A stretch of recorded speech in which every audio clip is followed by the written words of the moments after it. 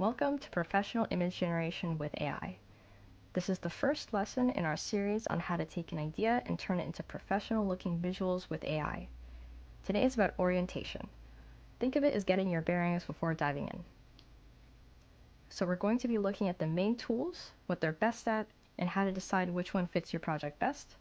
And by the end, you'll have a mental map of the AI landscape, so instead of experimenting blindly, you'll know which direction to go. So let's start with who this course is designed for. This course is for anyone who needs strong visuals but doesn't necessarily have a design background. That could be a social media manager who's under pressure to post daily content, a small business owner trying to handle their own marketing, a marketing professional who wants to scale campaigns without relying entirely on outside vendors. It also applies to digital artists and concept designers who want to generate ideas quickly, content creators who need thumbnails, banners, animated logos, even students who want polished visuals in their portfolios. The common thread here is simple: you need visuals and you need them fast. The key takeaway: you don't need to be a designer or a coder to use these tools. If you can describe your idea in plain language, you can generate professional results. So let's talk about what you'll walk away from today's lesson. So here's our roadmap. First, I'll introduce the core tools we'll be using in this course. Then I'll talk about how to match the right tool to your project, since not every tool serves the same purpose. Then we'll look at real-world examples of people already using these tools. We'll cover the important question of commercial use, so what's safe, what's restricted, what's uncertain. And finally, I'll guide you through a quick exercise where you'll learn to connect your own ideas to the tool that'll serve them best. So let's start meeting the tools. There are 6 main tools we'll be focusing on in this course. The first one is Midjourney. It's widely known for generating images and now has motion features. The second is ChatGPT, which is useful for drafting prompts, refining ideas, and creating images as well. The third is Firefly, which is Adobe's AI engine. It's designed with commercial and branded visuals in mind. The fourth is Photoshop, which remains the go-to tool for refining or correcting AI images. Fifth, Kling. It focuses on short video clips.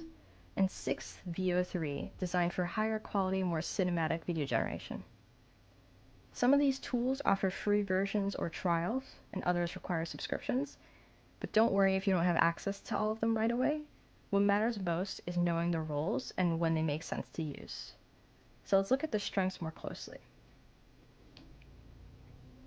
So while these tools overlap, each one has an area where it's a stronger choice. If you're creating posters, concept art, or mood boards, Midjourney is often the best fit. For marketing campaigns or product visuals, Firefly tends to deliver more polished, brand-ready results.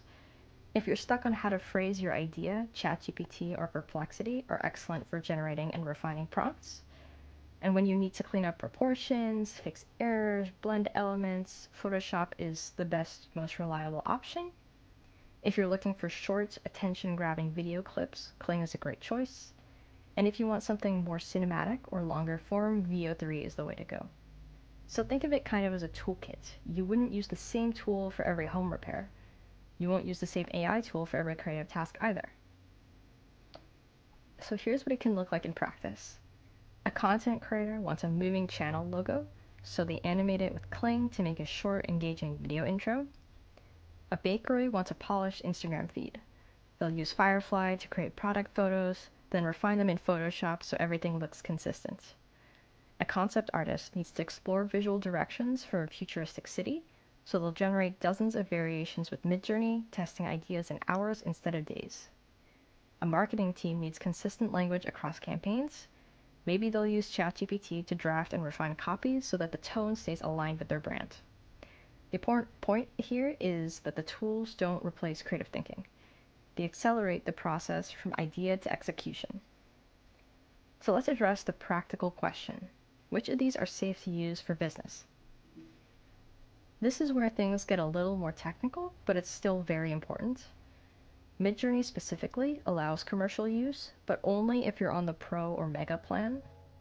ChatGPT generally permits commercial use, but the terms of service can change, so always confirm before using outputs in client projects. Adobe Firefly is built with commercial licensing in mind, which makes it a safer choice for business use. Photoshop depends on the material you start with. If you edit stock photos, the original license will still apply. For Kling and VO3, commercial use is tied to paid tiers, so the free plans may not grant the same rights. The landscape is evolving as copyright laws catch up with AI, so the best practice would be before publishing or selling something that you made with AI, check the most recent licensing terms for the tool that you used. So let's do a short exercise. Imagine you own a small company. Could be anything of your choice. A bakery, a clothing shop, a consulting service. Now think of 3 visuals that you need to produce. Maybe a social post, a product image, an event flyer. Now match each of those visuals to the tool that makes the most sense.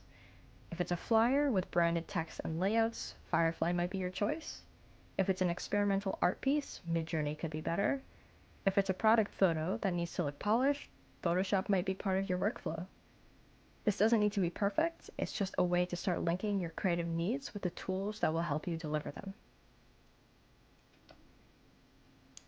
So let's recap on what we've covered.